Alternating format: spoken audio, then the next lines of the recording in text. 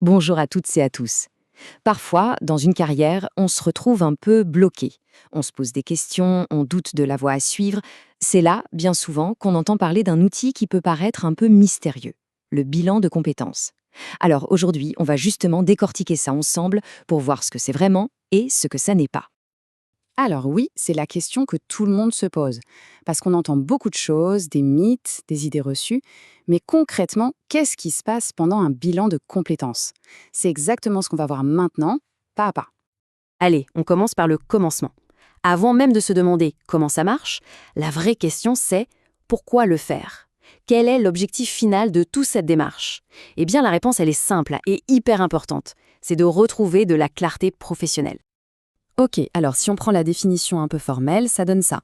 Mais ce qui est super intéressant, ce sont les mots-clés qu'il faut retenir. Analyser, motivation, aptitude. On voit tout de suite que ça va bien au-delà d'une simple liste de diplômes sur un CV1. L'idée, c'est vraiment de faire une introspection, de creuser pour construire un projet qui tient la route. En fait, ce grand objectif de clarté, il repose sur trois piliers, trois grandes étapes logiques. D'abord, on va analyser les compétences. Toutes les compétences, aussi bien pro que perso. Ensuite, on va identifier ce qui nous motive vraiment au fond. Et enfin, la troisième étape, c'est un peu comme assembler les pièces d'un puzzle pour définir un projet professionnel qui a du sens. Bon, d'accord, mais comment on y arrive concrètement?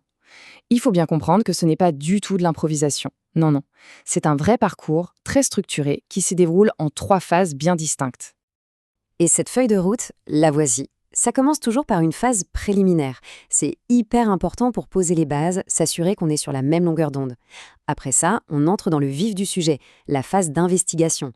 Là, on creuse, on explore en profondeur.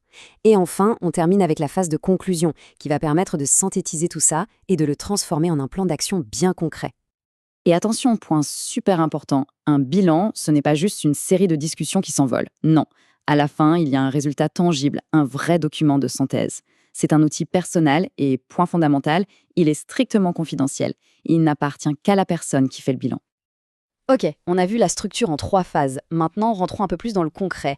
Avec quels outils on avance? Eh bien, la clé, c'est que la méthodologie est toujours personnalisée, adaptée à chacun.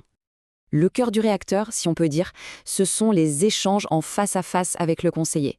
Ce sont de vrais moments de dialogue, d'écoute, où la réflexion est à la fois guidée, mais aussi parfois un peu challengée pour aller plus loin. En plus de ces discussions, on utilise aussi des outils en ligne comme des questionnaires. Mais attention, le but, c'est pas du tout de passer un test ou d'avoir une note. C'est simplement un support pour aider à réfléchir, pour faire émerger des idées, des pistes auxquelles on n'aurait pas pensé tout seul. Et puis, bien sûr, il y a un ingrédient essentiel, le travail personnel. Il faut être clair là-dessus, un bilan de compétences, ce n'est pas un processus passif où on attend que les réponses tombent du ciel, ça demande un vrai investissement personnel, du temps de réflexion de son côté pour vraiment s'approprier la démarche. Passons maintenant aux aspects un peu plus pratiques, mais qui sont tout aussi importants pour que tout se passe bien en toute confiance. Alors, premier point, et il est non négociable, la confidentialité. Tout ce qui se dit, tout ce qui s'écrit, tout ce qui est partagé durant le bilan reste strictement entre le conseiller et la personne concernée. C'est la base de tout pour créer un espace où l'on peut parler librement et honnêtement.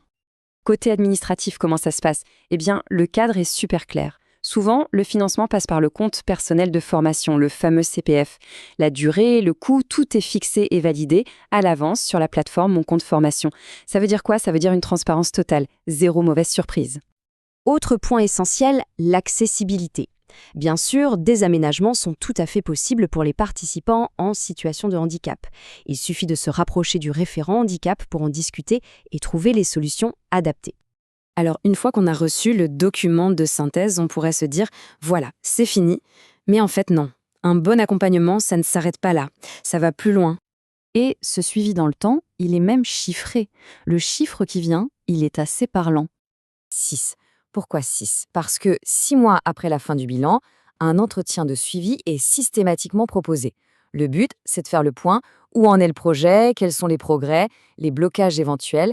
C'est la preuve que l'accompagnement continue bien après la remise du document.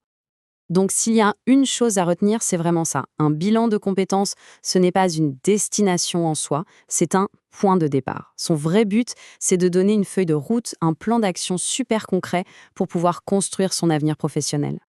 Et tout ça, ça nous amène à une dernière question. Est-ce que notre parcours professionnel est toujours limpide ? Si la réponse n'est pas un grand oui, franc et massif, alors peut-être qu'une démarche comme celle-ci peut être la clé pour y voir plus clair. Après tout, une carrière épanouissante, c'est rarement le fruit du hasard, n'est-ce pas ?